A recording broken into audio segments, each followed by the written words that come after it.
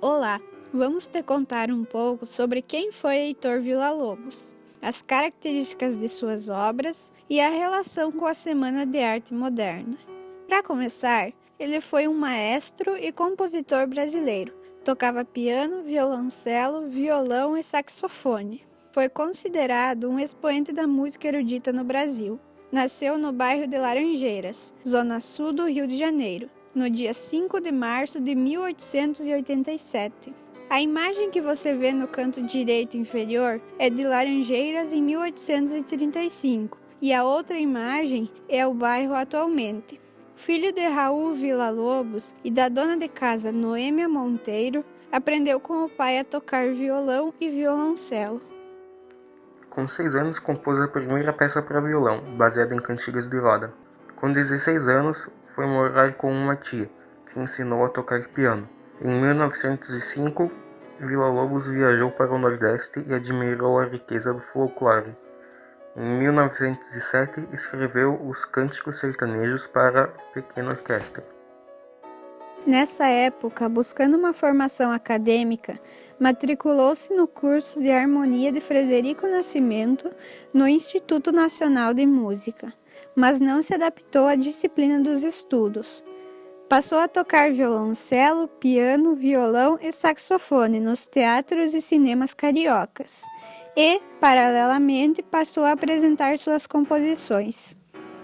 Apenas a quinta audição de suas obras, em 1918, constou de obras sinfônicas, o que se explica pela dificuldade do compositor em realizar um concerto com tantos integrantes.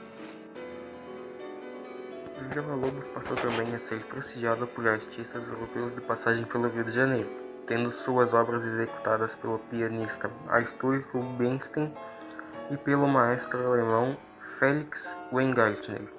2 sinfonias suas foram também usadas na ocasião da visita do rei da Bélgica à cidade, em setembro de 1920. De compositor marginal e desconhecido, Villa-Lobos tornava-se um nome comentado entre a alta sociedade carioca. Heitor Villa-Lobos fundou e foi o primeiro presidente da Academia Brasileira de Música e membro da Academia de Belas Artes de Nova York, recebendo o título de doutor honoris causa da Universidade de Nova York.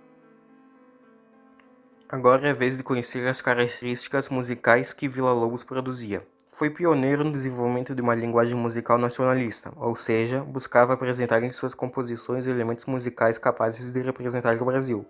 Compôs mais de 700 músicas, entre elas obras para piano, como as danças características africanas, e obras para violão, como os choros e os prelúdios. Dentre as obras mais famosas, podemos citar a série das 9 baquianas brasileiras, suítes para diversas combinações de instrumentos e para vozes, que expressam sua inspiração por Johann Sebastian Bach. Cada uma das obras apresenta orquestração própria e número de movimentos distintos.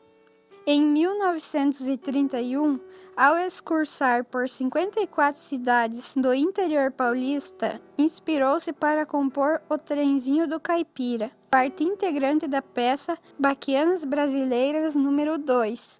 A obra imita o movimento de uma locomotiva.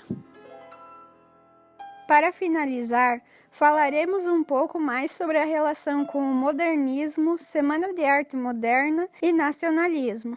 As artes refletem mudanças sociais, culturais e econômicas do período, o que muda a forma do indivíduo identificar e se relacionar com o espaço e o tempo em que vive. Essas mudanças foram influenciadas pelas inovações tecnológicas da época. As principais tendências artísticas foram fauvismo, futurismo, expressionismo, cubismo, dadaísmo e surrealismo, também chamadas de vanguardas europeias. Na música, seguiu o mesmo princípio das artes, mudanças para algo diferente do passado. Aqui no Brasil, as tendências artísticas foram assimiladas e adaptadas à realidade brasileira no início do século XX. Villa-Lobos se enquadra na primeira fase modernista, que foi marcada pela exposição de obras de Anita Malfatti, ocorrida em São Paulo. Ele não gostava de ser classificado como compositor modernista, talvez por considerar que a multiplicidade de sua obra não se enquadraria nesses termos.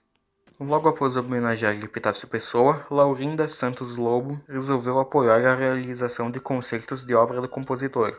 Em abril de 1921, em um concerto promovido por ela, Villa-Lobos apresentou pela primeira vez algumas peças de temática nacional, a lenda do caboclo, viola e sertão no estio. Laurinda promoveu um segundo concerto, onde Heitor Villa-Lobos apresentou suas obras esteticamente mais ousadas, inspiradas na música de Debussy. O conjunto de elementos considerados modernos destas obras fez com que ele fosse o único compositor convidado para participar da Semana de Arte Moderna.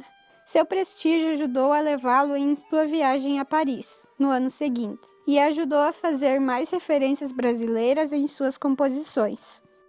Na sua viagem, foi criticado por Jean Cocteau pelo fato da sua obra ser debussiana, que estava em uma geração atrasada. Jean Cocteau era muito experiente, pois sempre manteve contato com grandes compositores, aprendendo muito com eles. Foi a partir daí que Villa-Lobos passou a se dedicar às suas obras com mais nacionalidade, deixando um pouco de lado sua referência a Debussy e passando a mostrar mais representações brasileiras, buscando originalidade, o que era muito valorizado na França.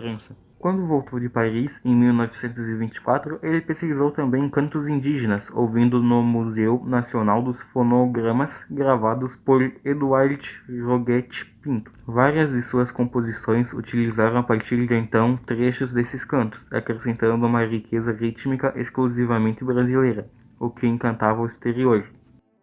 A relação de Villa-Lobos com a política inicia em 1930, quando ele retornou da segunda viagem que fez a Paris. Neste momento, a convite de Olívia Penteado, apresentou um plano de educação musical à Secretaria de Educação de São Paulo e orientava os professores da rede pública sobre como ensinar música. 2 anos após, em 1932, apoiado por Anísio Teixeira e tendo enviado um apelo ao então presidente Getúlio Vargas, foi nomeado supervisor e diretor da Superintendência de Educação Musical e Artística. No apelo, ele cita muitas qualidades e a musicalidade do povo brasileiro, demonstrando uma preocupação com o caráter nacional. Villa-Lobos também fala das questões da identidade nacional e, por fim, na visão que os estrangeiros teriam do Brasil. Talvez soubessem que essas também eram preocupações do governante, pois uma boa imagem do Brasil implicaria em uma aprovação de seu presidente e de forma de governo.